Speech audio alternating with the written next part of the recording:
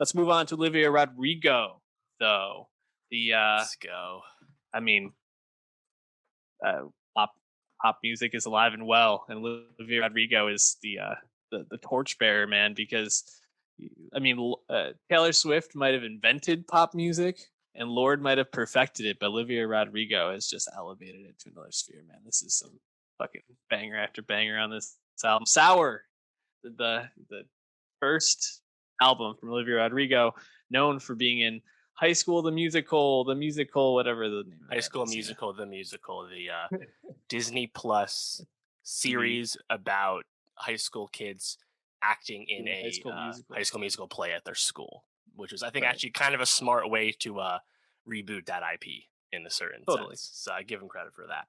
But yeah, go to Olivia Rodrigo's YouTube channel and you'll notice that there was nothing on this until 4 months ago when Driver's License came out. And that is something I just been so struck with. It's just that the speed of which Yeah. Olivia has ascended to pop superstardom, complete A list, like that. I believe she just turned 18 years old.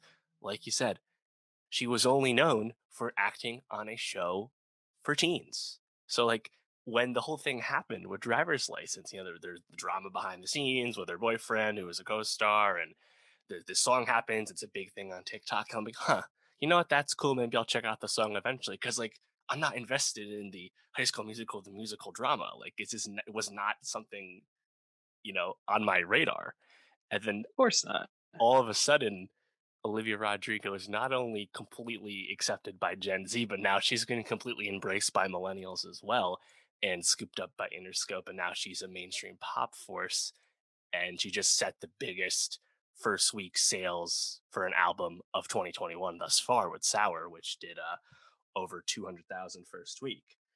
And again, I'm just like, fuck, how the hell did this happen? This is crazy.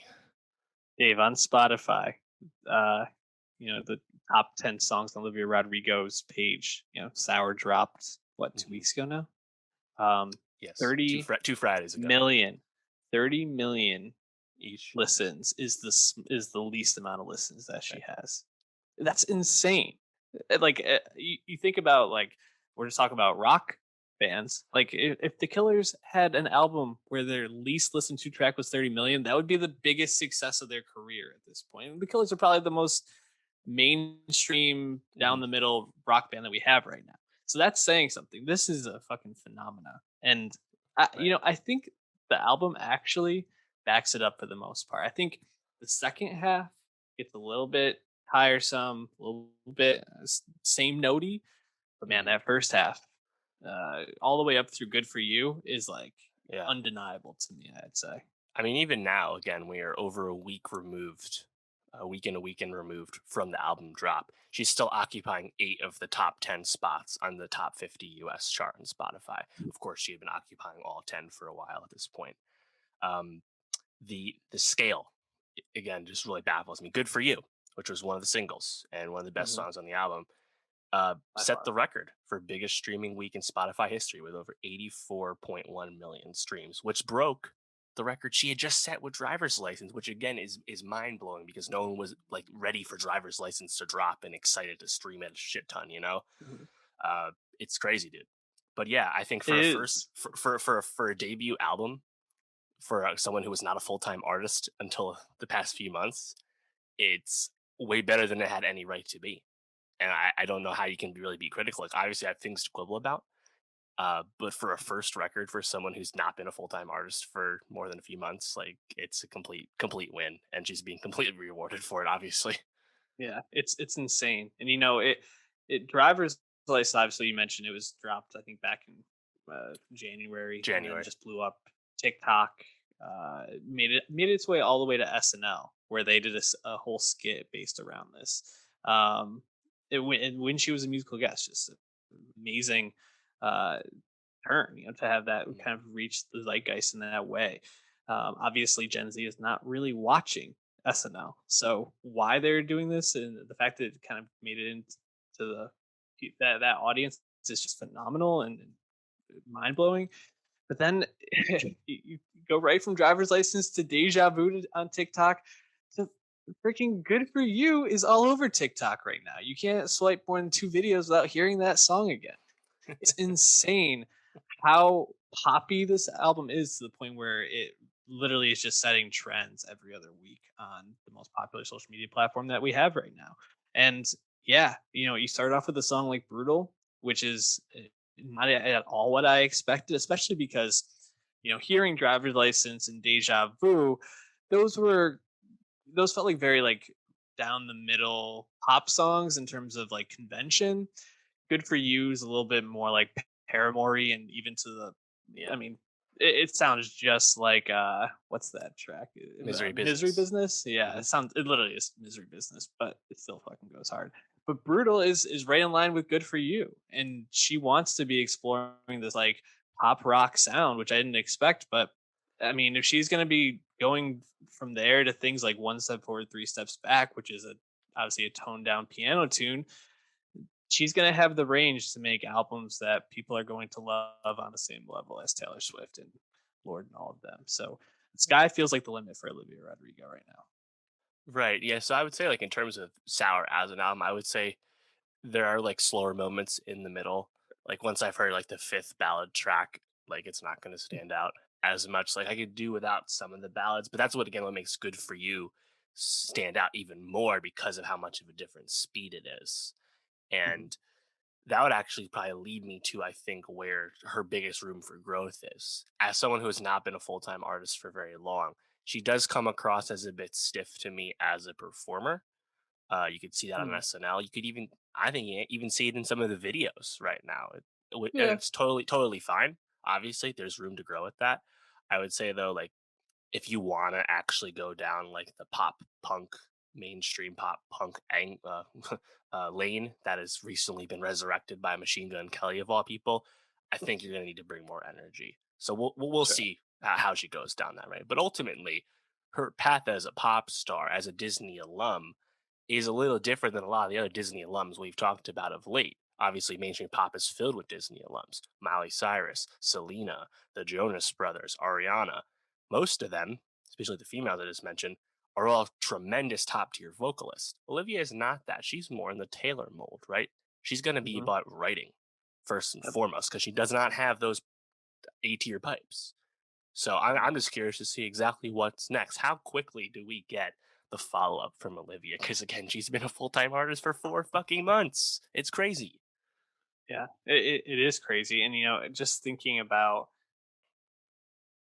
she's fucking 18, dude. Like, you're talking about where's her room for growth? Like, if I was 18 and able to like command my performances and go out there with total confidence, that would be mind blowing. And Taylor Swift, uh, for who she is now, 14 years past dropping those earliest albums, wasn't did not have the stage presence that she has now. You even think Right. about a lot of the knock on her has been that she comes across as kind of corny and awkward a lot of the time performing, and that was even more so in those teen years. You watch something like her performing Change at the, I think it was like the CMAs or something like that, and it's a powerful moment. But it was like the first time you really saw Taylor, and you're like, wow, she's really like owning this moment. That was 2 or 3 albums in. So I think if her biggest knock is, oh man, this 18-year-old isn't dominating these performances, she's in great shape. I really just feel like this is coming out of the next pop queen, so to speak. It's just did Hmm. not expect that this year at all. Oh, absolutely. Gotta say, so her fandom name is the Livies, obviously short for Mm, Olivia. to work on How do that. you feel about that name when there is another unofficial name that has been floated on social media for months now, which would be the Rodrigos, which is a great Mm, play on the last name, if you ask me. What do you I think is I like it. a better name? We've had more crass quote unquote fan names before. Think look no further than Benedict Cumberbatch, the Cumber bitches, after all. So there's precedent for this. But don't you think the Yeah, Rodrigue Hose is like so perfect and it's Livy's is definitely a kind better of name. bland, you know? Oh yeah, Livy's very bland. Glad it's just not Rodri me. Hose for sure. Yeah, check out Sour. I mean, even if you like pop music at all, you think you need to listen to this at least the Yeah, first half. After Good For You, if you want to check out, that's fine. But right. uh, this is it, dog. Yeah. So I was kind of impressed with some of the punch on some of like the slower tracks, like Trader, right? Like, uh, mm, I get was it? I guess you didn't cheat, but you're still a cheater. It's like, oh fuck, okay. Oh, we're yeah. saying it. We're going out there. Gotta say, this Joshua Bassett guy, I don't know how he comes back from this. This is he's caught several L's in the past few months, and it's Yeah, he's having a tough time. tough stuff there. Also, you mentioned the Paramore comps for Good for You. All other comps we've Comps. seen, uh, yeah, it would be I Avril mean, it Lavigne. is Paramore. Yeah, Yeah. yeah. We've also seen some Avril Lavigne comparisons. Uh, point notes. And I gotta say, the streets are talking. Avril Lavigne comeback is coming, and that's exciting to me. So Dave, maybe don't make me go down this road that Avril Lavigne is not actually the Avril Lavigne that we know, and that whole conspiracy theory is, it's a real rabbit hole for me. leave us a So comment below if you think Avril Lavigne is still kicking and ready to come back and maybe collab with Olivia Rodrigo one day. YouTube.com/nostalgiapod. Avril Lavigne, I think I might be misremembering this, but I'm pretty sure she has some like really interesting credits in terms of like songwriting in Hmm. her career post like her like pop star days. So definitely I think worth checking out. And yeah, also let us know what you think about the fan names because we're Hmm. either Olivia or a Rodrigo. Just let us know what we need to call ourselves moving forward. Favorite Dave, favorite track off this? It's got to be good for you. Like Yeah, it's a it's a fucking standout. slap, dude. It's really good. I I would really say love that. Deja Vu though. Yeah, yeah, I do too. Good for you. Obviously like the light pop punk comparisons there, but like I like how she switches up her delivery on that song, like the what the fuck is up with that part where it's like kind of an Mhm. acoustic few seconds. Like there's some really nice touches on that song, and like I said, I thought Trader stood out to me. I think Deja Vu's also a dynamite single. It's tough to listen to some of the other ballads after you hear something like Driver's License because it's just really hard to compare.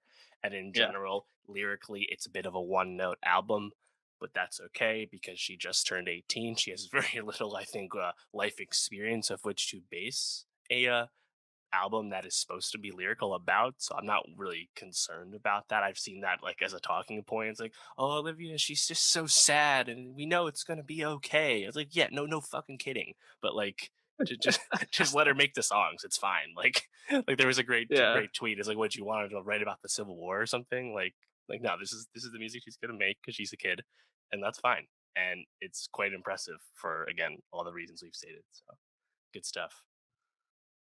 One surprising moment was she put the clean version of Driver's License on this album, obviously making it friendly for a younger fan base. But Olivia, just I need more edge. Yeah, Yeah, I need more edge.